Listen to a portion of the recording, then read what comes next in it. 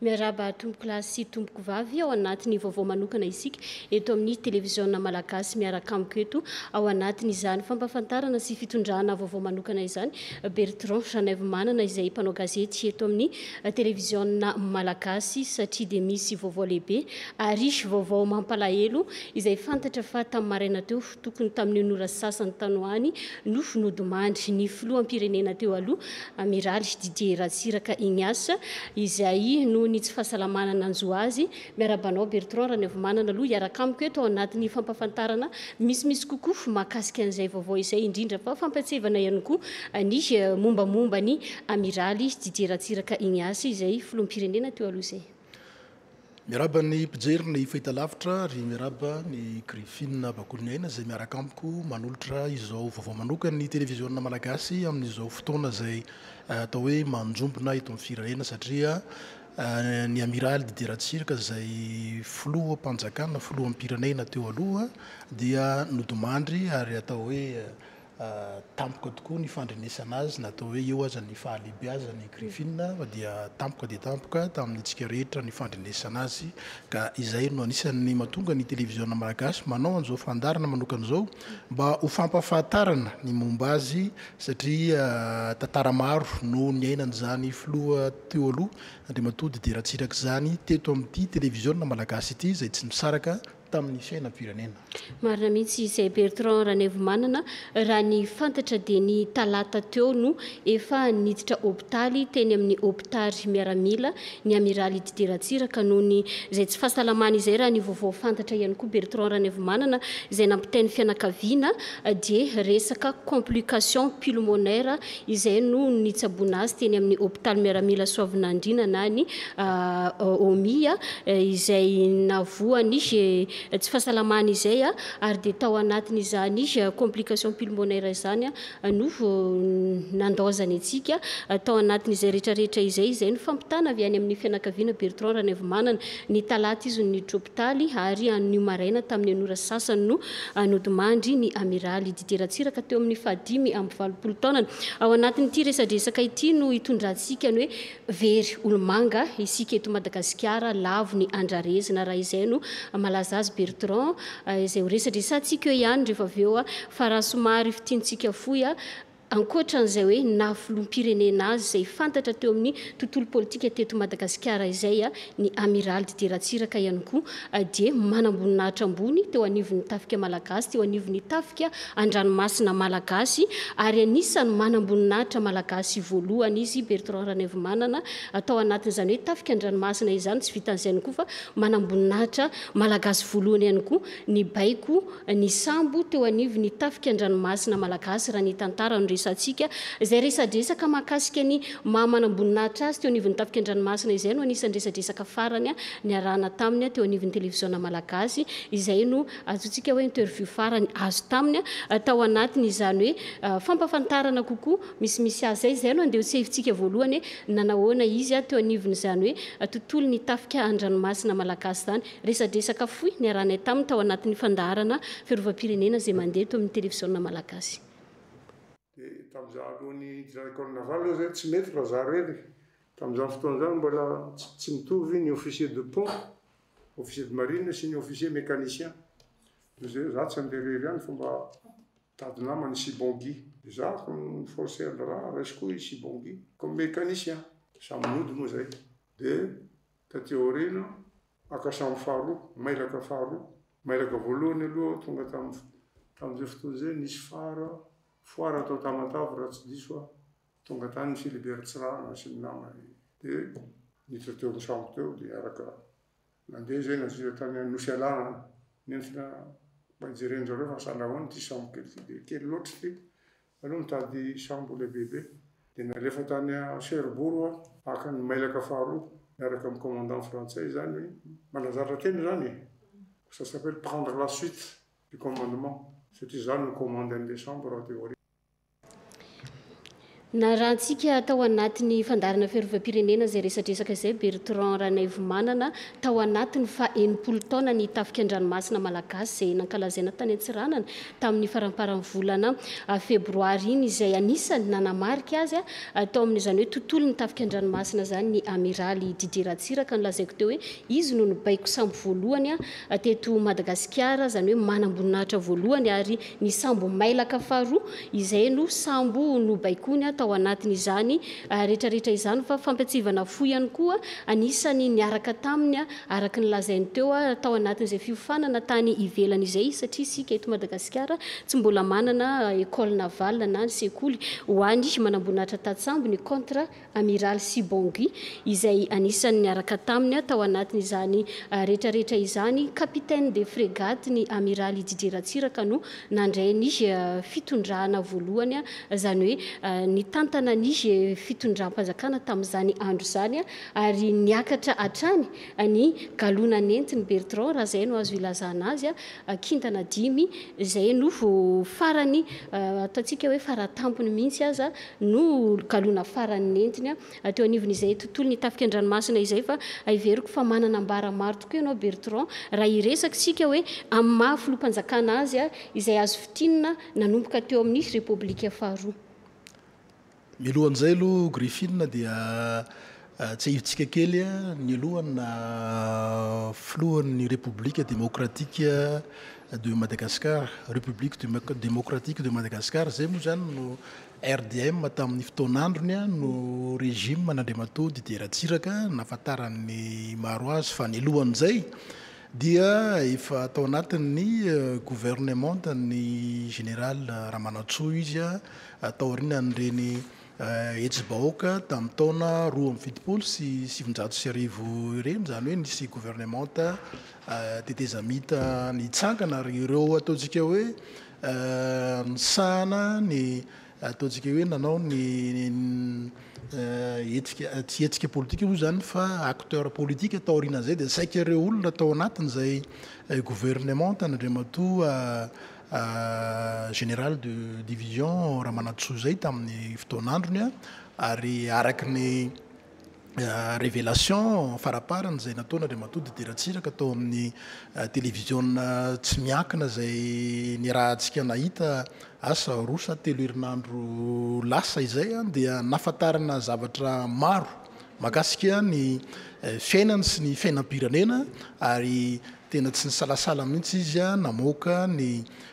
zava-nisy rehetra izay atao hoe nampametra-panontaniana ny olona tany an-tsainy ny tsirairay tany nivirenako hoe tao anatin'ny gouvernement ny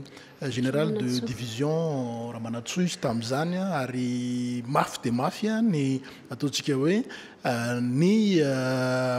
nisy foyer de tension politique zany tao anatin' zany gouvernement zany ka natonga nandriamatoa général de division Ramanantsoa nanipy ny baolina zany hoe nanipy an'ilay fahefana feno tany amin'ny colonel Richard Tsimandrava zay fantatsika tsara fa tompon'ilay fandarana hoe alaolana ary namoaka n'izany tantara zany Andriamatoa Didier Ratsiraka tamin'ny fandarana manokana zay nataony tao amin'ny atao ana télévision anankiray teto an-drenivohitra vao herinandro lasa izay misy ifandraisany daholo reny rehetrarehetra reny Griffin ary tsy tonga ho azy ilay filazany an'ireny zavatra nisy reny fa mety efa nandindona azy ihany koa ngamba ny fiainana izy raha teo ataontsika hoe efa olon-dehibe efa mahazo taona ary dia fantany ny nataony fa dia navoaka ny ampaindrena zany zay zavatra nisy zavatra fantany mahakasika ny fiainam-pirenena taorianan'izay zany rehefa ataontsika hoe vaky io gouvernement ny Ramanantsoa io dia nisy moa reny rarandra tsy mandrava ireny dia rehefa maty ny général Tsimandrava zay colonel moa izy talohany nikariny teo amin'izany toerana zany dia Andriamatoa Didier Ratsiraka azy indray no nandimby nanomboka taty amin'ny 5 sy 7 asa tsaroko izagny amba 5 jona 5 sy 7 zay fetin'ny révolution socialiste malagasy ary totrany tamin'io zay no namoany an'ilay boky mena na ny livre rouge izay tena nahafantarana n'Andriamatody Deratsiraka dia livre rouge io moa zany ireo atao hoe mitovitovy taona aminay zao sy ny zokinay teo aloha kely dia mahafantatra tsara fa nanareo koa satria nampidirina tao anaty fandaram-pianarana mihitsy zao asa na inona ny tsaronao mahakasika zay indrindra ny ankizy rehetra tamin'ny fotoan'androny tamin'izany Bertrand dia nahalalan'izany hoe ity ilay boky mena ny rairaina mihitsy hoe ao anaty boky mena izay everiko fa tsarovanao mahakasika ny amiraly Didier Ratsiraka ary tiana trano mampafantatra antsika mpijery fa ao anatin'ny fandarana manokana isika izao Bertrand Ranaivomanana iresadresana momba ny filoham-pirenena teo aloha amiraly Didier Ratsiraka izay nodimandry tamin'ny maraina teo tamin'ny eninora sasany toizo ny fanazavana Bertrand. Rehefa niditra tao anatin'ny révolution socialiste indray isika nitarihina Andriamatody Didier Ratsiraka dia teo zany no nametrahany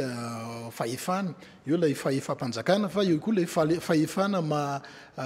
lehibe manamboninahitra ambony mpitarika miaramila azy zany dia ny rahantsika rehetra nahita tamin'izany fa dia enjana dia enjana ny fitondrana Andriamatody Didier Ratsiraka zany eo amin'ny fametrahany atao hoe ny discipline zany ary ny miaramila moa zany dia tena voafehiny tanteraka mihitsy tao anatin'izay ary marobe no zavatra netiny tao anatin'izany noteraka ilay hoe miaramila ny fampandrosoana hoe l'armée du développement izay comité miaramila mihitsy nohatra ny tatanasy tamin'izay Griffin io ilay hoe CMD comité militaire pour le développement izay netiny Andriamatody Didier Ratsiraka nanao karazana appui na tohana nanoanana ny teny ambanivohitra ny tsaroko zao tamin'ny fotoan'androny dia nitariny ny mpiasam-panjakana nilatsaka teny Laniera nidina teny daholo ny fonctionnaire rehetrarehetra nanao fambolem-bary tsaroko tsara tamin'izany fotoana zany teo amin'io Laniera io zay anisany nampalaza be ny Laniera moa amin'izao fotoana zao ny somandrakizay zao nitazantsika ny Laniera amin'izao fotoana zao raha teo amin'ny sehitriny hoe ny diplomatie zany na ny fifandraisana iraisan'ny pirenena zay nataony Andriamatody Didier Ratsiraka dia fantatra fa somary nindrona kokoa zany izy taty amin'ireo firenena tatsinanana zany no niara-dita aminy niaraka tamin'ny zareo Koreana zany no niaraka taminy raha tsaroantsika tamin'ny andro Andriamatoa izy ty teo aloha ny taty fa Chine aloha zany Mao Tse-tung zany ny anisan'ny vetivitesina teto teo ihany koa ny Rosiana tamin'andro n'Andriamatoa Vladimir Poutine zany ny filoha ny Mikhail Gorbatchev zany no filoha tamin'izany fotoan'andro zany dia niaraka taminy zany reo Yougoslavie zany ataontsika hoe nifandray tamin'ny Madagasikara daholo tamin'ny andro Andriamatody Didier Ratsiraka ary teto moa zany teto akaikitsika teto tamin'izany natao ilay hoe Djoutse tamin'izany mbola kely zay tamin'izany hoe ino ty Djoutse Andriamatody Ratsiraka ty fa dia niravaka mena daholo moa ny zavatra hita rehetra Andriamatody Ratsiraka raha teo dia io zany le hoe l'amiral rouge zay nosoratany revue de l'Océan Indien nanaovana article manokana mikasika n'Andriamatody Didier Ratsiraka tsaroko tsara ary dia mena daholo ny azy ny fanamin'ireo mpikatroka ny vehivavy Arema nitarihan'ny Ramatoa Céline Ratsiraka zay andifimandry tamin'izany dia tena nalaza mihitsy ny oye za zany nisan'ny tena hoe nalaza zany teto tao anatina fitondrany nanomboka tamin'ny 5 sy 7 ka hatrany amin'ny 2 tany no ny farana izy satria beroberoko no sarahana teto moa zany raha ohatra hoe nisehatra politika nyresahana satria fantatsika tsara reny rarahany 2 reny nanomboka tamin'ny tsy fifankajahoana teo amin'ny olana tamina fifidianana politika zay mbola tsy afaka amintsika amin'izao fotoana izao fa dia ahitana olana foana io resaka fifidianana io. raha somary fitiniko Bertrand tamin'ny taona 2017 hatramin'ny taona 2017 izay tao anatin'ny tetezamita ny tondra miaramila no ministry ny raharambahiny ny amiraly Didier Ratsiraka teto Madagasikara, ary tamin'ny taona 2017 hatramin'ny taona 2017 kosa no lany filoham-panjakana voalohany izy tao anatiny izany fitondrana Repoblika faharoa izany, fa ho elanelantsika ihany koa satria dia misy ilay fandaharana imaso izay nahitana ihany koa ny amiraly Ratsiraka, ary anisany miaraka aminy tao anatin'izany ny ataontsika hoe andrareziny serasera teto Madagasikara Gilbert Rarzatovo izay nodimandry ihany koa tamin'ity herinandro ity. Bertrand Ranaivomanana, somary tsy hevintsika kely aloha hojerentsika hoe aiza ho aiza izay fandaharana manokana izay. Tompoko lasy tompoko vavy tonga eto amin'ity fandarana imaso spécial isan'andro ity tsy ilaina ampahafantaranareo ntsony angamba ny vahinay zao ariva izao fa dia fahitanareo sady tamin'ny sary teo fa lay raika alataloha na ny candidat Didier Ratsiraka no vahinay izao ariva izao inonay, fa dia haritra hijery an'izany mandritry ny adin-dray ianareo satria tsy zovina aminareo fa dia anisan'ny poalo amin'ity fifidianana ity Andriamatoa Ratsiraka. Miaraba anao tompoko, atao anatin'ny telo taona tsy anontany anao ntsony aho hoe inona ny antony ilatsahanao fidiana, fa dia atao anatin'ny telo taona dia azo lazaina hoe nanao recul ianao, ka raha ohatra jerentsika ny tantara na ianao tany ivelany afaka mifampiresaka foana tamin'ny Malagasy tamin'ny alalan'ny onjam-peon'ny Radio Madagasikara na tamin'ny fahatongavanao teto nahita ny vahoaka sy mifampikasoka tamin'ny sady tao anatin'ny andro vitsivitsy. Raha ohatra ka jerena ny tantara tao aneriana dia raha ohatra ka misy ny hoe lesona azo tsoahana tamin'ny tantara, inona ny averinao hoe fahadisoanao tao anatin'izay tondranao 12 taona izay? Ny fahadisoana angamba mety betsaka, ary raha tanisan'ny eto ny fahadisoako angamba dia mahavita boky ray isika ka tsy hanam-potoana angamba hitantarana ny fahadisoana, fa niteraka n'le mety hoe fahadisoana angamba no azo asinteny zay lazana zay miteny gasy manahirana ihany, fa amin'ny teny frantsay le izy mazava kokoa, indrindrindrindra fa terme miaramila amin'ny école de guerre izy hoe appréciation de la situation.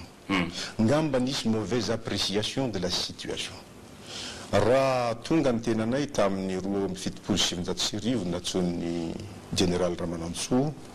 hiditra ministre ndrarahambahiny, za tsy teto tamin'ny 2017 tonga dia niazakazaka ny fianakaviana mbola lavela tany andafy, efa vita ny école de guerre, nanao attaché militaire tamin'izany fotoana zany, dia nijereko inona ny zava-misy, inona ny slogan nitenenina tamin'izany, langue française, langue d'esclave, accord de coopération, accord d'esclavage, sy ny sisy zany hoe nisy fitiavan-tanindrazana saika lasa diso tafahoatra azy ka manjary fankahalana midika fankahalana vahiny, zany hoe nationalisme exacerbé. Dia izay no anisany niteraka zavatra safotofotony zavatra maromaro, ka raha tonga tamin'ny fitondrana tamin'ny 2017 ny tenanay dia mba nanao fa makafakana hoe inona marina mo ny tena zavatra ilain'ny vahoaka sy tadiavin'ity vahoaka malagasy ity, inona ny vetsovetsom-pon'izy ireo, inona ny zavatra irin'izy ireo amin'izao fotoana izao. Dia nanao analizy fa makafakana kely zahay dia hoe zao angamba ny tadiavin'ity vahoaka ity amin'izao sika miteny izao. Zay zavatra zay dia tsy maintsy ampivadiana amin'ny zava-misy zava-mitranga iraisam-pirenena sy ny zava-mitranga sy zava-misy teto atoerana. Dia izay natonga anay nanao an'ireny fanambaran'ireny hoe satria raha tamin'ny gouvernement Ramanantsoa natsony ahako hitondra ny tany sy fanjakana raha ohatra ka sendra misy fahafatesana satria sanatrin' izany na fialany dia tsy nanaiky satria zao hoe tsy maintsy ny programme aloha natolotra izay vao mifidy olona amin'ny gouvernement vaovao, dia tsy maintsy ny raisiko ho azy rehefa tonga amin'ny fitondrana hoe inona ny programme, inona ny projet de société atolotra nyity malagasy ity, inona ny zavatra mifandraika amin'ny zavatra eritreretiny sy tadiavina. Dia izay natonga nanoratana an'ireny boky meny ireny nazavaina tao anatin'ny efa-bolana tamin'ny teny frantsay sy teny gasy, ary misy hoe lalam-panondrenana mifanaraka sy mifanentana amin'izany projet de société na programme zany. De io zao hoe raha laninareo io tompoko de tia mpanomponareo, tsy laninareo kosa io de miala satria afaka miverina miaramilako na elona mivady aman-janako. Ka zay mitondra an'ireny programme rehetra reny, na ny investissement outrance, na ny programme socio-économique, sy ny sisa, ny décentralisation, ny université, ny lycée, isaky ny fivondronana sy ny sisa, sy ny usine natao eraiza eran'ny vazatany efatra, misy famaikana koa aloha afanam-pobe loatra koa, tanora koa ny tena afanam-pobe loatra, de nazary tsy voadinika tsara angamba ny dossier sasantsasany ka nahatonga miteraka hoe éléphant blanc ry tsy naombiky ary tsy de araka ny azakazaky ny capitaine d'équipe daholo ny mpiara-mitolona sy ny mpanao baolina rehetra ao anatin'ny équipe. Ka zay appréciation de situation zay angamba no niteraka mety ho fahadisom-panantenana satria tsy tanteraka ary ny fahavalo koa tamin'izany fotoana zany tadio fa maro. Raha vao miteny ianao révolution nationale démocratique, za koa tena saro-piaro de saro-piaro amin'ny fiandrianam-pirenena, indépendance nationale et souveraineté nationale, de mety manohitohina ny sasany zany de tonga le fingapingana isaky ny telo volana isaky ny enim-bolana avy any velany. Ka zany rehetra zany mety nampandamoka ny zavatra mety ho tsara. Ya, ka zay mo resaka hoe fampitirina any zany fa anisany anankiray ny lazanao hoe hitondra fanovana ianao amin'izao fividianana zao, ka inona neverinao hoe fiovana lehibe na aminao zany na amin'ny zavatra ataonao tsy maintsy ataonao raha tonga fitondrana ianao? Zava-dehibe dia araky le voalazako hoe tsy maintsy misy ny programme aloha zay vao manao constitution mifanentana amin'izany izay vao mifidiolona. Ka io programme io raha ohatra tianao avy hatrany ny anazavako azy zao de ataoko, raha ohatra rehefa avy eo vo andrasatsika rehefa avy eo vo atao le izy ataoko rehefa avy eo. Ametrahako fantarina amin'ny tsipriny aloha mikasika an'izay fa akaotraka faripeo any Ambatondrazaka ka faripeo tratra mivovoka be olona loatra ka de sentitra petsika toatra fa raha ohatra mijery anao ny olona taloha ary zay moa tsy anisan'le hoe fanovana avy aminao tiako fantatra amin'izay raha mijery anao ny olona taloha de ohatrany hoe olona sarotra azy resana, olona tsy azo atonona loatra, miteny zao de hoe taciturne inabordable, ka mbola mitombona ve zany raha ianao tompony no mijery azy amin'izay? Zay ngamba ataoko diso kely zay koa le appréciation de situation ny sasany momba olona ronjato isan'andro no resiko hoe amin'izao fotoan'izao e, ary tsy latsaky n'izany maharonoa n'izany teny avoloa na tany Ambotsirotra, manao lavareny ny olona manomboka amin'ny valo maraina ka hatramin'ny ray roa ambin'ny folo alina amin'ny ray maraina amin'ny roa maraina tonga ho amiko eo. Raha ohatra ka olona sarotra tonina ngamba tsy manatona reo vahoaka be dehibe reo. Raha jerena koa anao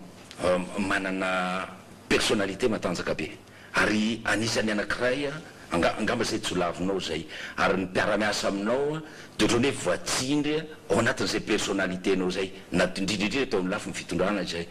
ka matetika zany lasa mitondra fahadisoana eo fitantanam-panjakana le izy satria ny olona manodidina anao au lieu d'être conseiller lasa courtisan ankabeazany. Zay moa samy miankina amin'ny tsiray ay kosa saika anefa tadidio tsara fa tamin'ny fotoan'andro ny tsy de maharitra radindray sasany moa ty imaso ty fa adiny ray monjaka sarotra mivalampatra fa mialatsiny tamin'ny fotoan'androny dia maka ministra noho ny fahaizany, ny akabeazan'ny ministra de noho ny fahaizany, dia naka kosa CSR satria mbola tsy nisy ny Sénat tamin'izany fotoan'izany, ireo no ataoko hoe mpanolo-tsaina na de tsy de mahay taratasy na de tsy manam-pahaizana diplôma be manahoana ary izy de no everiko fa manana ny maizy azy any amin'ny toerana misy azy, de ireo no nanolo-tsaina ary manoro manome torohevitra tamin'izany fotoan'izany. Tsisy afaka ilaza angamba eto, tsy hanao dokam-barotra ho ana candidat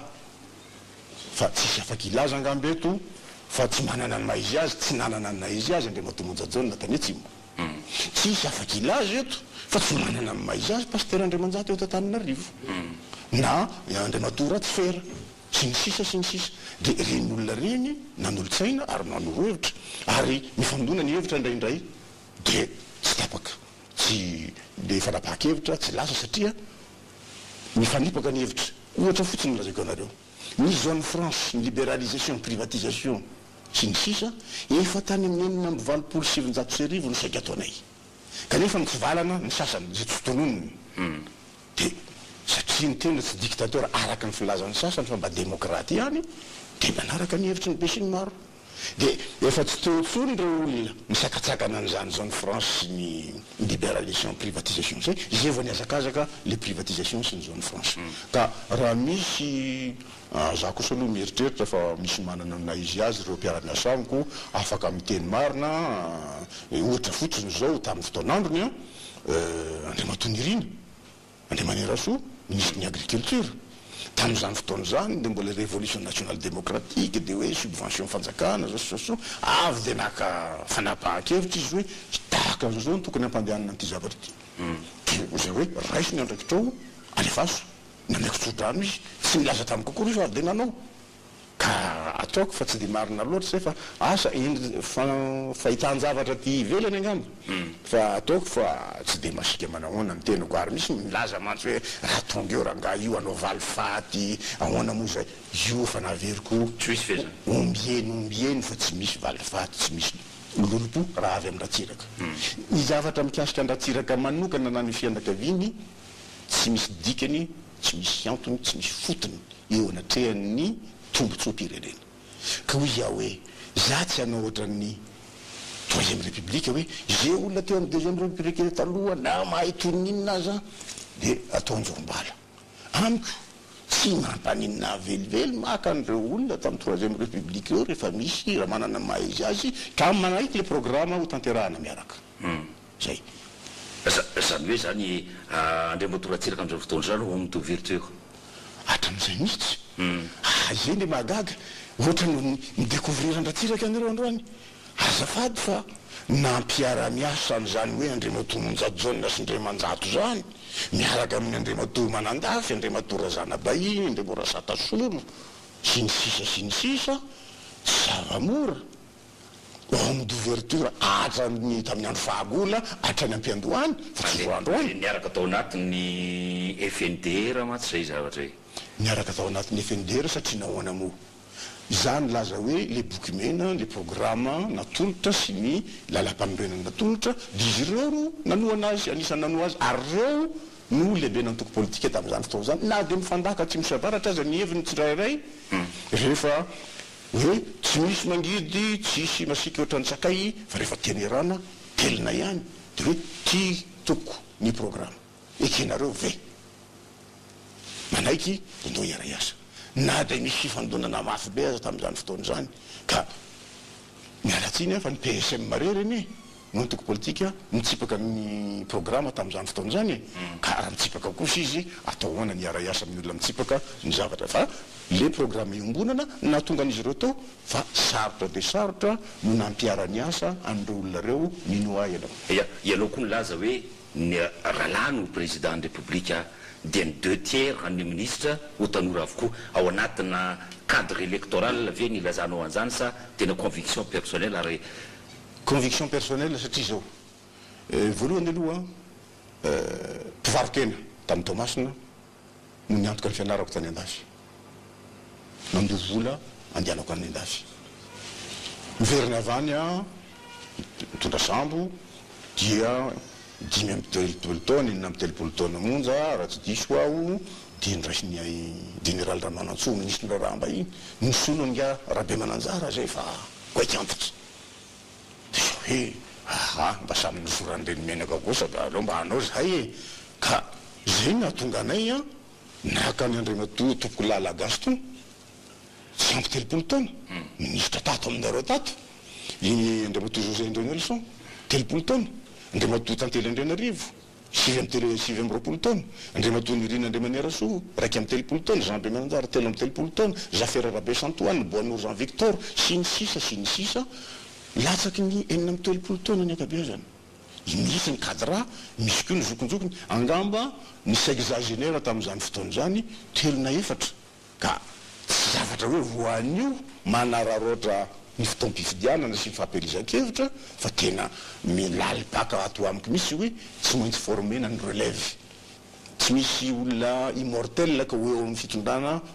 mandrakizay fa tsy maintsy formena ny relève ary zany natonga anay nakatanora hatrany hatrany tsy ny ministra ihany fa any amin'ny direction any amin'ny kabinetra any sinisisa nakatanora be deabe tokoa zahay nitsiny kely fotsiny angamba ary anisan'ny tsiny azomena azy vehivavy anankiray monja aho tao anatin'ny gouvernementako amin'ny manaraka kosa ngamba atao misimisy ny vehivavy satria ny vehivavy ny maro anisa ary tsy misy fampandrosoana raha tsy misy promotion de la femme raha tsy misy développement intégré miaraka amin'ny vehivavy satria izy ny maro anisa izy mikarakara ny fianakaviana izy mikarakara ny ankizy sinisisa la femme et le développement anisany idée force hoentiko ho an'ny vahoaka malagasy zany raha lany ny tenako herinandro manjombona izay no azo ilazana azy raha somary fitina ity herinandro ity Bertrand Ranevomanana olomanga be roa be izao no niarandao sy ny fahafatesana ary iny hitantsika teo iny ny horonan-tsary izay nampatsiahintsika ny fandarana imaso teto amin'ny televiziona malagasy nisy Alice Amiraly Didier Ratsiraka izay filoha ampanjakana teo aloha toy izany ihany koa ny ministry ny serasera teo aloha izay sady ministry ny fizahantany ihany koa tamin'ny fotoan'androny Gilbert Rary Zatovy izay samy nandao atsika avokoa tamin'ity herinandro ity ary izay no antony izao fandarana izao patsevitsika hatrany satria dia nondomandry ny maraina teo tokony tamin'ny enora sasany ny filoham-pirenena teo aloha Didier Ratsiraka azo amin'ny tinana avokoa iny resadresaka zareo teo ny Bertrand fa olobe ny firenena ireny lasa ireny raha somary za manokana aloha no miteny Bertrand dia zavatra roa no tena hoe tsy karotro tao anatin'iny horonan-tsary iny mbola afatrany zany hoe Amiraly Didier Ratsiraka rehefa hoe ao anatin'ny fanadiadiana toy ireny na io ny fomba fijeriny na io ny fomba fanehoany hevitra ary izay no tiako ampitaina amintsika satria na dia efa tsy tao anatin'ny fitondrana intsony izy na dia efa tsy teo anivony hoe nitondra fanjakana intsony tsy nitsahatra ny teny efa natsidika teo ihany Bertrand fa naneho hevitra trany ny Amiraly Didier Ratsiraka rehefa hevitra izay mety ampandroso ny firenena rehefa hevitra izay mety hoe anatsarana ny fiainam-bahoaka amin'ny ankapobeny raha tsy laza farany isika manoloana n'izao fisy ny valana retina coronavirus izao na tamin'ny taon-dasy io na amin'izao fotoana izao dia manome sosikevitra trany ny Amiraly Didier Ratsiraka. Ia raha nijery an'ilay horonan-tsary tao anatin'ny fandarana imaso tao amin'ny TVM tamin'ny fotoan'andro misika iny moa zany le narahana teo iny dia nahitantsika tsara ihany koa ny fiainana politika ny Andriamatoa Didier Ratsiraka izay niresahany miaraka tamin'ny Gilbert Rary Zatovy izay vao nodomandry vao nalevina omaly ihany koa tany Alarobia Ambatomanga ary dia miondrika ampanajana eo anatrehan'izany isika eto amin'ny televiziona malagasy ny ORTM ny ministera ny serasera moa dia efa naneho ny fiaraha-mioro tamin'izany tsy ahivona ihany milaza zany fa ireny olobe ny asa fanaovan-gazety ireny satria anisan'ny doyen Gilbert Rary Zatovy eo amin'izay fahaizany mametrapetraka ny resaka fanaovan-gazety zay izy raha teo dia nianatra manokana makasika ny tantara historien de formation dia tena hoe nahitana ny fahaiza-manaony teo amin'ny setry ny asa fanaovan-gazety tsy ahivona ihany izy mirala mianaka izay niresaka teo dia ahitana fa samy olona manana ny atao hoe background na ilay culture générale le fananana n'ilay ambaindainy ny fahalalana izay mivelatra sy misandrahaka amin'ny zavatra maro ary tena hitantsika fa olona samy manana maizy azy izy ireo izay niresaka teo amin'iny fandarana imaso iny ary izay anisan'ny nanome lanja nampiakatra avo dia avo ny sehatra ny Hainao Manjery teto satria tsaroantsika tsara nefa ny Hainao Manjery tamin'ny andro ny Andriamatoa Didier Ratsiraka dia izy no anisan'ny niady nanala n'ilay censure satria nisy zany censure zany teto amin'ny Hainao Manjery sy indrindra moa fa ny gazety an-tsoratra ny tena nahitana azy tamin'ny fotoan'androny ary dia rehefa tonga Andriamatoa Didier Ratsiraka tamin'ny taona 1920 sy 1930 dia anisan'ny nanaisotra n'izany censure eo anivon'ny ainao manjery zany zany anisan'ny hoe tanjaka Andriamatoa Didier Ratsiraka sy fanekeny ihany koa ny tanjaky ny fifandraisana na ny serasera na dia teo aza ny fomba fijery politika izay nasehoan'ny ireo ankolafy politika na ireo lay état major politika hafa izay atao hoe nifanandrina taminy ary voafehiny ireny izay natambany tao anatin'ilay mandatezana mpiaro ny tolom-piavotana tamin'izany fotoana zany dia aino zany nyfe azy zany zany anisan'ny hoe tanjaka Andriamatoa Didier Ratsiraka resahana miaraka moa zany Gilbert Ratratovy sy izy Gilbert tsarotsika ihany fa rédacteur en chef ny journal parler JT moa filaza azy na ny fampalalam-baovao teo anivon'ny radio Madagasikara tany amin'ny taona 7 tany ary rehefa tsy teto amin'ny radio tsono izy dia niakatra taty amin'ny télévision zay moa tamin'ny fotoanandro ny Gilbert rédacteur en chef zay tao anatin'ny équipe-ny CETEX na ny service technique ny radio Madagasikara tamin'ny fotoanandro niaraka ny Venance Rasamanana zay nanomboka nahita zany fiaipenana politika teto zany ary nahita ihany koa ny fianjerany ny régime Ratsiraka zay tsy neritreretina mihitsy satria anisan'ny régime zay natanjaka dia natanjaka mihitsy ny fahitana azy Griffin tamin'izany fotoana zany fa za zao ohatra ny tsinino fa gaga rehefa niongana le izy zay moa zany ny lalam-piainany zany eo amin'ny zavatra rehetrarehetra tsy misy ny fotoana mampatanjaka dia misy ny fotoana zay ianjerana ivirenao kely le lazany Griffin makasika ny fiainana politika teo anatin'ny fitondrana tetezana mihita ny Andriamatoa Didier Ratsiraka tamin'ny gouvernement de transition ny général Ramanantsoa tamin'iny fotoana iny dia nisy zavatra ngezabe koa vita n'Andriamatoa Didier Ratsiraka dia ny fandresendahatra teo anivon'ny concert de nation ny fahafahany niala tao anatin'ny zone franche zany hoe niala tao anatin'ilay faribola frantsa moa zany filaza azy niala tamin'ny front français zany Madagasikara dia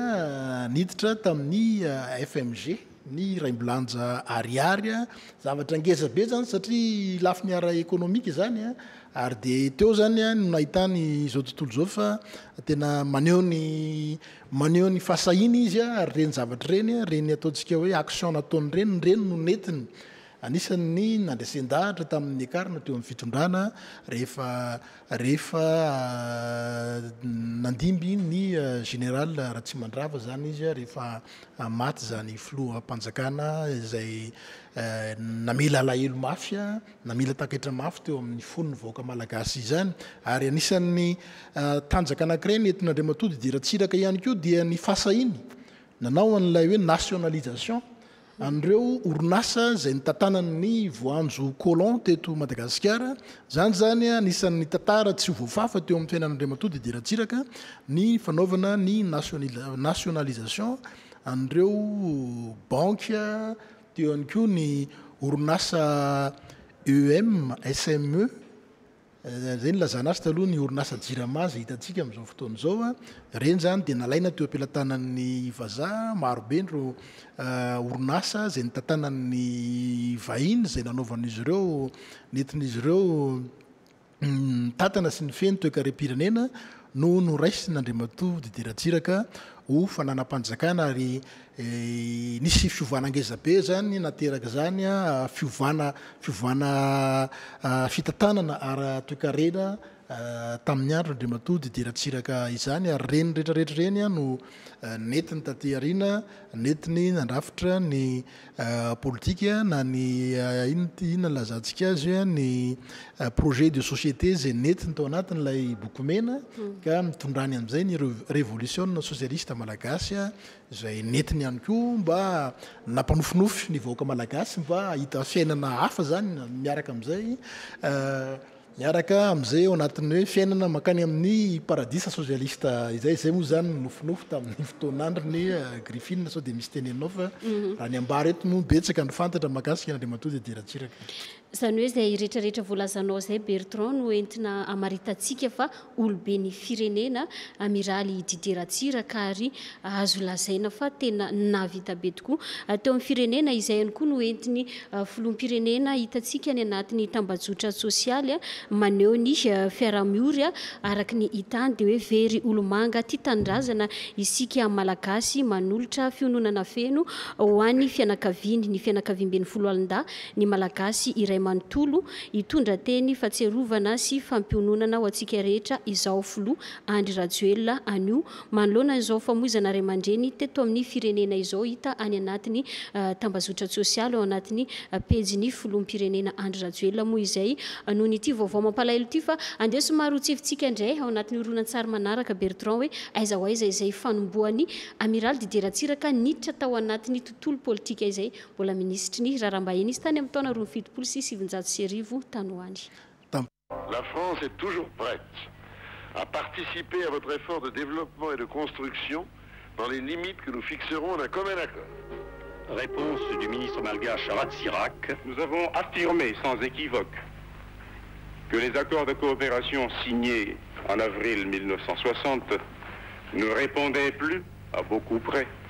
aux conditions qui prévalent actuellement dans le monde et à Madagascar. C'est ce jeune ministre éloquent, Didier Ratsiraka, qui va prendre le pouvoir en 1976 après une succession de guerres de palais qui se termine avec le trouble assassinat du colonel Ratsimandrav. Très populaire au début, Ratsiraka, ce brillant officier de l'école navale de Brest, va d'abord conduire une politique marxiste en s'alignant sur les pays de l'Est.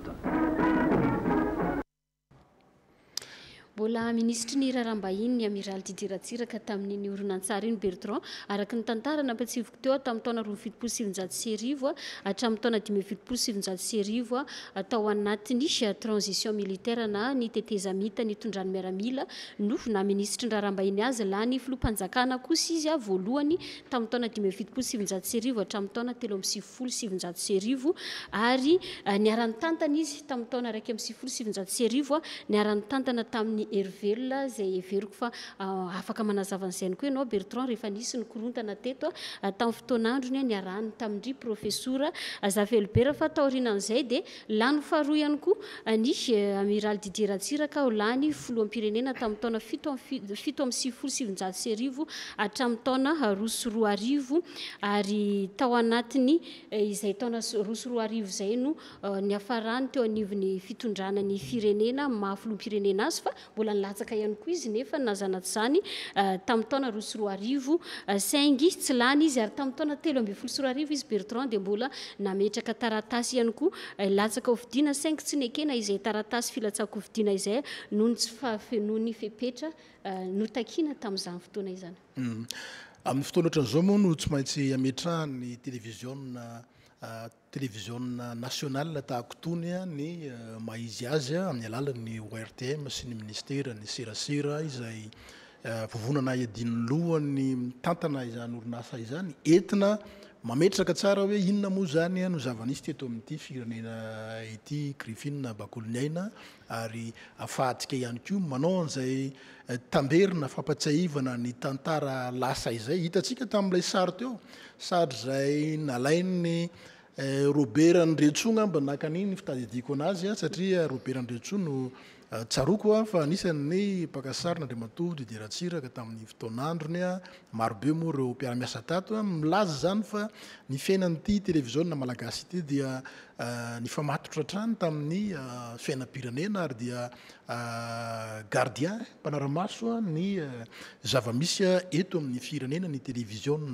malagasy na ny radio-pirenena malagasy ihany koa hatramin'izay ka hatramin'izao in'le horonan-tsary zay nalefa teo iny dia mbola tena ahitantsika tao anatiny tena nitanjaka Andriamatoa Didier Ratsiraka jereo tsara fa na le fijorony na le fandehany ao anatin'le izy miaraka amin'ireo le arifenitra ara-miaramila zay manotrona azy ny fomba fanehoany hevitra zany dia tena milaza fa olona tena mijoro ary tena olona voaomana mihitsy zany izy tao anatin'izay rehetrarehetra zay eo ilay formation militaire zay anisan'ny ngeza be nametrahana azy ary ananany an'ilay background zany rehetrarehetra zany koa nefa ho antsika rehetra ho antsika tanora dia mitaky ezaka eo amin'ny fikaroana manokana zany ataonao zany amin'ny hoe fanamafisana ny ambaindaina ny fahalalanao zany amin'ny fikarokaroana amin'ny zavatra maro famakina boky Andria Matoa Diratsiraka araky ny resaka ifanaovako tamin'ireo mpiara-miasa amiko teo aloha zay mpanaradia azy zany dia nitantara reo Andria Matoa Diratsiraka ny tsy matory raha tsy any amin'ny roa maraina amin'ny ray maraina any fa misy fotoana zany izy io tena mamaky boky tena olona tena manana ny fiainany mihitsy zany izy ary izy fahitako azy aloha ohatra ny hoe tsy dia mifomaraina zany ray izy tsaroko tsara tamin'ny fotoana natongavany Papa Jean Paul II teto Madagasikara tamin'izay zany mba voalohany nanao reportage niaraka tamin'ny Venance Rasamy Manana nakeny Venance Rasamy Manana ry Lalao Rasonaivo zany no niaraka zany no niaraka taminay nanao reportage andeha hoeny amin'ny événement zany dia za zany tamin'izany mbola tanora kely eritrerina tamin'izany Griffine fa nahita nisy zavatra kely ohatrany tsinety zany tao amin'ny fandaminana tao amin'ny lapina Amboditsiroatra tao dia nahita zany hoe fahatezerana Andria Matoa Diratsiraka teo zany fa enjana be ny zavatra niainana tamin'izany tantaraina moa zany zavatra hita fa tena na io lalitra mandalo io aza tena eninao ny feony fa tsy misy olona mihetsika na iray azy eto nilazana zany fa tena olona tena natahorana zany izy tena natahorana zany izy mijery masony fotsiny tsy fanatrika amin'ny masony ianao amin'iny masony tsy lahitrany ary reo mpanao politika rehetrarehetra reo miresaka an'izany daholo fa ny fanatrika amin'Andria Matoa Diratsiraka dia somary sarotsarotra ihany fa izy efa aty ariana moa zany efa ataontsika hoe tsy ao anatin'ilay tena hoe eriny sy tena hoe tanjantsony dia efa misy fiovana be diabe zany zavatra rehetrarehetra izany za tamin'ny propagande n'Andria Matoa Diratsiraka tamin'izy rotsaka farany tamin'ny ray sy roa arivo tamin'ny ray sy roa arivo dia nanatrika ny propagande zay nataony tamin'izany fotoana andro zany tamin'izay izy tany amin'ny faritra Laranjorofo misy anareo iny tany Fenerive-st izy no nanao propagande ary ny alohan'izay izy mbola nanao fitokanana ny tribonaly tao Tomasina tamin'izany andro zany dia ny kabary tao amin'ny kianja fanaovam-baolina Tomasina io miaraka amin'ny Aremaso ny lokomena sy ny ohatran'izay fa teo moa zany dia efa fajerina mpanao gazety dia efa somary natsikaritra hoe somary efa milatsaka Andria Matoa Diratsiraka zany raha ampitahina zany amin'ny zavatra nisy taty aloha dia teo zany dia efa nanomboka hoe nilatsaka Andria Matoa Diratsiraka raha ny populisme na ny olona zay nanaradia azy efa enjana dia enjana raha teo tamin'ireny fotoana ireny ny lafi ny fanoerana zay nataony ny taty amin'ny atoko mpanohatra zay nieritreritra nala azy izy raha teo dia mijanona naharitra teo amin'ny fitondrana io raiky amin'ny 20 taona angamby izay fitadidiko azy satria nahavita mandat anankitelo izy mandat de 7 ans fito taona isan'isany zay le fotoam-piasana Andria Matoa Diratsiraka zay dia teo zany izy nanomboka efa niditra ihany koa ny radio tsy miankina nanomboka taty amin'ny taona 1990 zay teraka nandritra nyreny etsy-bahoaka voalohany reny dia nanomboka teo niteraka ireo radio tsy miankina izay sehatra ihany koa nafahany tany amin'ny sehatry ny fanoerana naneo ny faneony hevitra satria eo amin'ny fitantanana n'itony haino manjery tony moa zany dia fantatritsika tsara fa eo manina ny atao hoe ligne éditorial zay ametrahany fitondram-panjakana zay mitondra azy itony haino manjery itony dia zany rehetrarehetra zany no ny famaofao tao anatin'izany hoe fiainan'Andria Matoa Diratsiraka izany taty ariana moa zany dia hitantsika izy rehefa avy nanao ny sestany tao aorianan'ireny raharaha ny 2 reny dia fahitako azy fahitako manokana maha hoe mpanao gazety dia nieritreritra Andria Matoa Diratsiraka fa ametraka ny mahatena ray aman-dreny azy ary tsy misorona eo amin'ny fitenenana raha ohatra sika ka hoe miaino ny interview na reny resaka nataony Andria Matoa Diratsiraka reny dia ireny ahafahana misitona ny tena zava-misy marina satria fahitako azy ao anatin'ireny izy no mamoaka tsikelikely ny atao hoe mety ho tsy ambaratelo zay mety nisy tany aloha tany satria ny fitondram-panjakana dia misy foana ny atao hoe tsy ambaratelo ary atsika mpanao gazety ho anahy manokana teo amin'ity sehatra ny asa fanaovan-gazety ity dia mahatsapa foana fa le marina hitanao ao indraindray tsy ino ny tena marina fa efa aoriana zay vao tena hitanao hoe ay zao ve ny tena fandehany iny raharaha iny ho anahy manokana zao raha nijery n'le fandarana manokana nataona Andriamatody Diratsiraka tao amin'ilay hainao manjery tsy miakina dia nahafantarako zavatra marobe reny ary anisan'ny nanaitra sy niombonako taminy zany ilay révélation nataony Père Remire Albert zay nampianatra anay tao anatin'ny formation journalisme teny amin'ny université tao amin'ny mpianatra Ramatoa Razanamanana Jeanne zany tao amin'ny DIFP de tamin'izay fotoan'izay reo andiany zay niaraka taminay dia nilazana Andriamatoa nilazana Père Remire Albert reny resaka nataony tao amin'ny boky nosoratana Andriamatody Diratsiraka iny ary tamin'izay izy nilaza fa hoe rehefa maty aho izy dia nareo mpianatra reo ametraka aho izy ametraka karazana afatra afa osehoko anareo izy zao no namonana tsy mandrava rehefa maty moa zany izy nitady daholo zay fa tsy nisy nahita an'le izy fa rehefa nahita n'iny révélation Andriamatody Diratsiraka iny dia teo natsapa hoe tena hoe mazava makasika n'iny raharaha iny. Ankoatrany hoe mahafiloham-pirenena ny Amiral Diratsiraka olony serasera izy ary nahay nampitan'izany hoe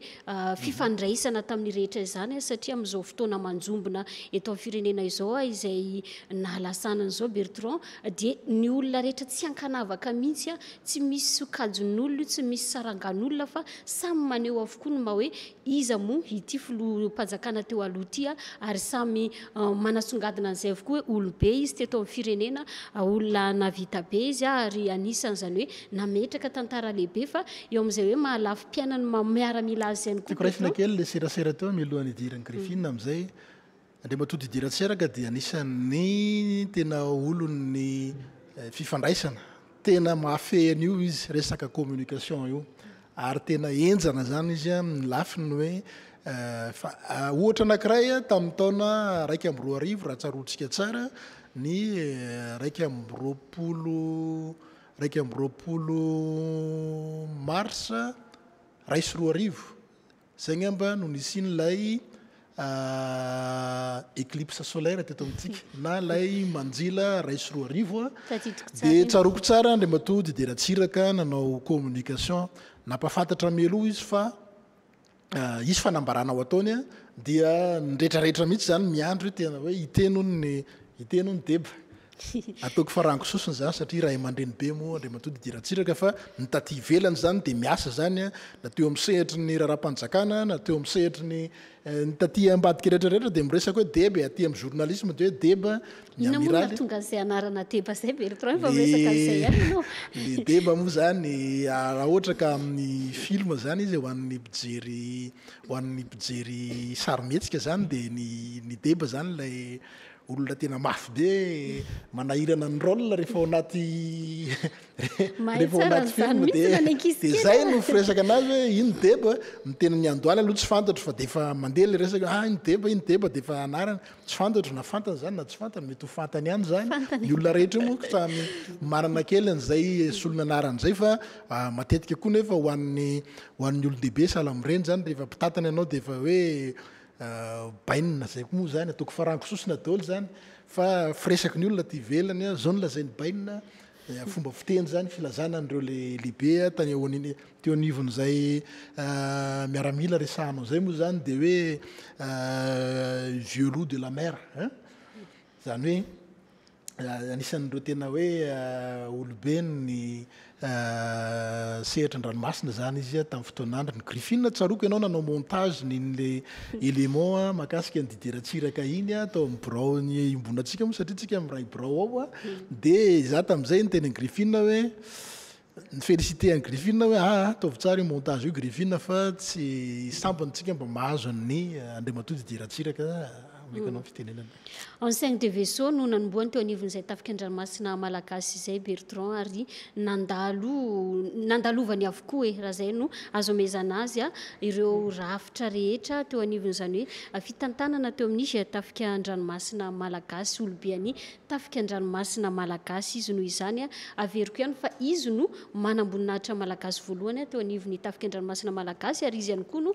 manamboninahitra voalohany ny baiko sambo zava-dehibe mantsy zany hoe manamboninahitra mibaiko sambo zany Bertrand raha ny eto vo Madagasikara satria tsy ny miaramila rehetra no afaka an'izany hoe commandant sambo zay ngamba ny afantarany maro azy afaka hibaiko sambo matoy ianao zany nosinganina ao anatin'izay hoe ianao no lehibe mikomandy ny sambo ianao zany no mahafantatra hoe ahoana mailaka faharoa no sambo ny baikony amiral Didier Ratsiraka tamin'izany fotoana izany izany hoe sambo voalohany atsika malagasy taorinany tanamasoandro moa zany tena sambo lehibe atsika voalohany avy amin'ny tafika français tamin'ny fotoanandrony fa izy no commandant sambo voalohany zany teto Madagasikara zay everiko fa maro isika ireo miaramila zay mandimby azy aloha zany amin'izao fotoana izao ary ianao teo nampitsidika raha teo fa ilaina izay hoe fahaizana makatahaka fahaizana hoe miaina indraiky hoe inona ny tsara alaina avy amin'ilay olona fa tsy sanatria kory lasa izy dia tsy hiteny tsony izay ny tena nampiavaka azy nandalo dingana lehibe ihany koa ny amiral Didier Ratsiraka Bertrand nisy an'ilay tsy fahasalamana teo amin'ny masony saingy tsy nataony sakana izay rehetrarehetra izay tsy nanehoana hevitra tsy nataony sakana izay hoe tsy namosany tao anatin'ny fono izay amaritako hoe tena tia tanindrazana izy satria na dia efa ireny aza ny zavatra ny ainany tsy mitsahatra ny tena izy andao aloha jerentsika manaraka zay tsara tsy ivona kely teo amin'ny fiainana politika n'Andriamatoa Didier Ratsiraka somary mitodika kely tamin'ny resaka arema dia tamin'ny nametrahany an'io arema io koa dia nametraka rafitra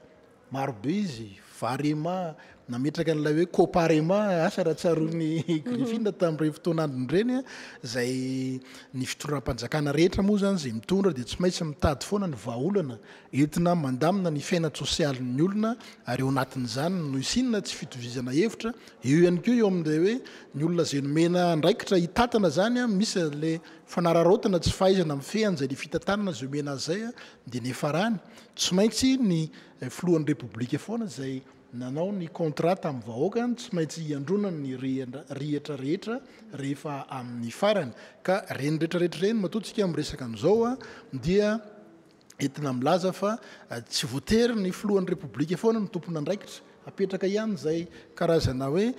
éducation citoyenne na fanabeazana olom-pirenena zay fa tsika rehetra ihany koa tokony ijoro hitana ny andraikitra zay tandrifitsika tsirairay samy manao mitandrifina azy mba tsy faniliana hoe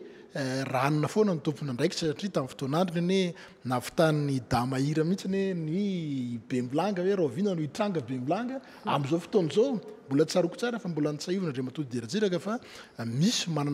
manana solika atsika amin'izao fotoana izao ary tokony hotrandrahana reny zavatra ireny fa dia lasa mipetraka hohira le izy tany ariana hoe Rovina no hitranga Bemblanga lasa hira ny irairaina le izy nefa Madagasikara zao dia anisan'ny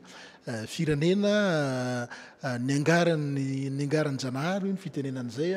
manan-karena amin'ireo biby sy arena sarobidy zay eo aminy ireo arena ao ambanin'ny tany ny an-dranomasina Andriamatoa Didier Ratsiraka anisan'ny efa nitrandraka amin'izany satria fitiavany an'io ranomasina ny ranomasina ny Griffin loharanony karena tsara angeza be ao misy an'ilay hoe économie bleue ao zany ilay arena manga zany zay ateraka io be dia be no ateraka zay économie bleue zay ary ny fifezana ny ranomasina tsaroky ny fandaranao teo iny zay nyresahany asa le manamboninahitra anankiray nyresaka taminy teo ny resaka makasika ny tokony ananany Madagasikara karazana sambo zany satria ilainy zany sambo lehibe ilainy zany eo amin'ny fifehezana ny morontsiraka amin'ny lafiny tsy voateo reo ny mpangalatra avy any velany na ny mpijirika avy any velany fa ny eto toerana ihany koa fifehezana nireo arena sarobidy isan-karazany voaingana zao tany amin'iny distrika ny Ambilobe iny dia misy tsika manan-karena ny toy ny mangrove na ny iny tistif laza azy alahonko aminareo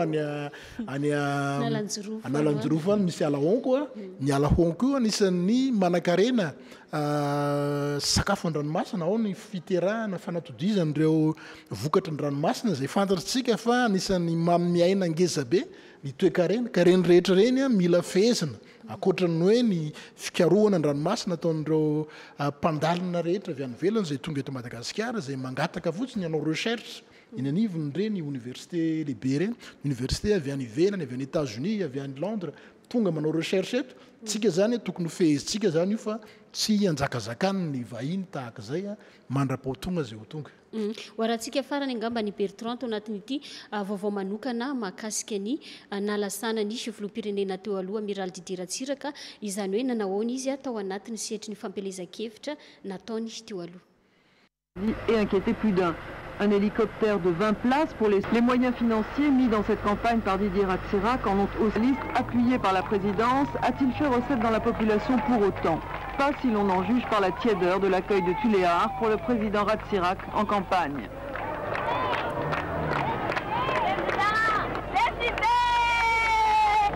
Précis. Tout est prioritaire. Le fait qu'il ait attisé de vieilles haines, les provinces contre Tananarive, les côtiers contre les hauts plateaux, les fédéralistes contre les autorités de transition, tout cela aura peut-être été plutôt contre-productif. À Tamatave, ville natale du président, l'enthousiasme est au rendez-vous.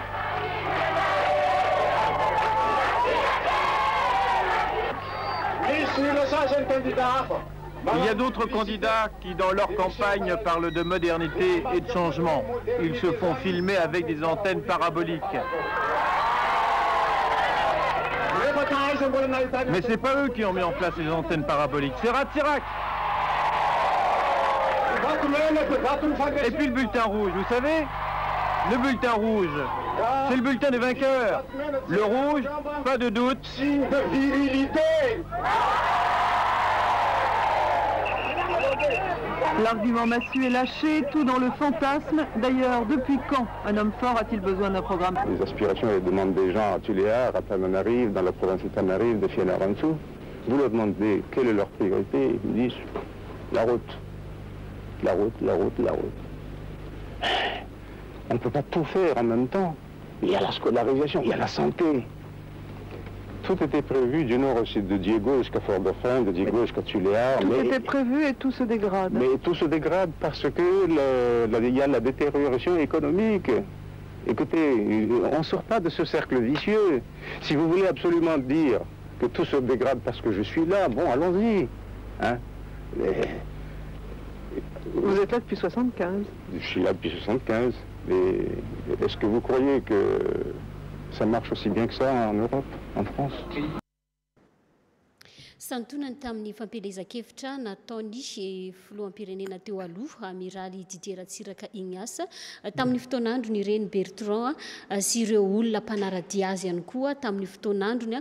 toy ireny zany santonany ihany ireny fa marobe araka ny arantsika malala satria dia niaina nandany fotoana lava mihitsy izy nilona tao anatin'izany hoe fiainana politika izany maraparana ny ity fandarana manokana ity sika Bertrand everiko fa mbola misy tia nampitainy ianao mampanao gazety ianao mpanao gazety politika eto amin'ny télévision malagasy zay maharaka tsara raha teo ny zava-misy sy ny tsy afany saraka teo amin'ny tantaram-pirenena. Tsaroko tsara fa iny lay ndresahako teo iny lay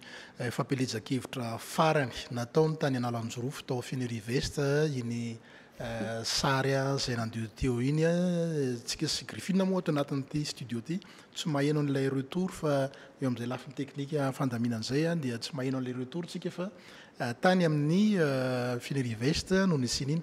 tahaka reny zany no endriky ny fampelezan-kevitra tamin'ny fotoan'androny afahantsika rehetra mijery hoe manao tokoa zany fivoarany fampelezan-kevitra tsika amin'izao fotoana izao efa ao anatin'ny réseaux sociaux na ireo nouveau média moa filaza azy ireo ny asany Facebook sy ny karazany fa tamin'izany mbola tsy nisy an'izany fa salamoreny no endriky ny fampelezan-kevitra midika zany fa nandalo fivoarana BDB ny firenena ary iny no nahatatsika ny